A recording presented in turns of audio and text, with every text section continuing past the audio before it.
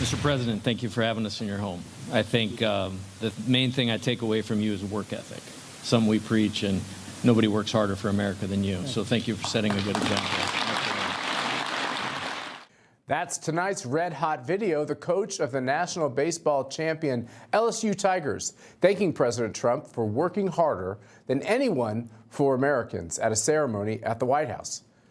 A big contrast from sleepy Joe Biden, whose former press secretary continues to lie and cover for, but even the most leftist of late-night hosts isn't buying it anymore.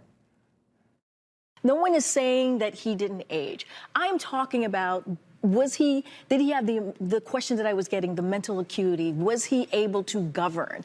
And the man that I saw nearly every day was someone who was engaging, understood policy. What happened was the debate performance. Everything is downstream of that. And no one is saying that the debate performance wasn't shocking, wasn't a disappointment. No one is saying that. Disappointment is such a light term. I use your word. It was harrowing.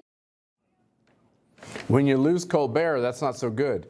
What do you think, Jason? Is she making a credible argument? I think she's making a credible argument based on Biden's record. You know, when you're looking at the bipartisan infrastructure law, when you're looking at the PACT Act, the Chips and Sciences Act, he got more done, you know, legislatively, not with, writing executive orders, legislatively. And also, since we're talking about, we're talking about his mental CRs, acuity, right? We're not... but it takes mental acuity to get those things through. And also, when he was negotiating with Kevin McCarthy, he seemed to eat Kevin McCarthy's lunch.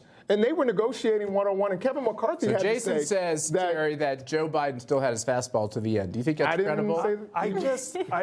Okay, there was legislation passed, Jason. But doesn't Congress have something to do with that? Yeah, I think Congress drove that. I think he had a very powerful chief of staff in the White House that was pushing. It was the staff that was running anything. That's a total misnomer and a misdirection.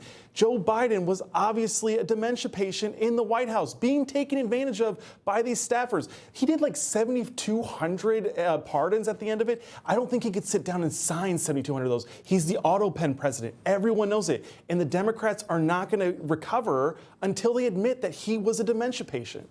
So, Mercy, Terry makes an interesting point.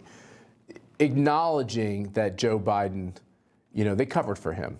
Right. Isn't that part of the Democrats kind of like repairing themselves with independent voters? I don't know. First of all, who was in charge was the doctor, not the real doctor, Dr. Jill Biden, okay? Like, let's be real. I think that between her and the chief of staff, I just don't think Joe Biden did not have the strength to continue to lead this country. I mean, it's very clear. And I think for Karine Jean-Pierre, which she actually has been critical of Kamala Harris. She's, been critical of her own party. I'm actually quite shocked that she didn't just say, look, yeah, we had serious issues. And yes, there was major concerns. I think she's probably maybe covering it up because obviously she is part of Joe Biden's legacy. And I think admitting that would be a defeat.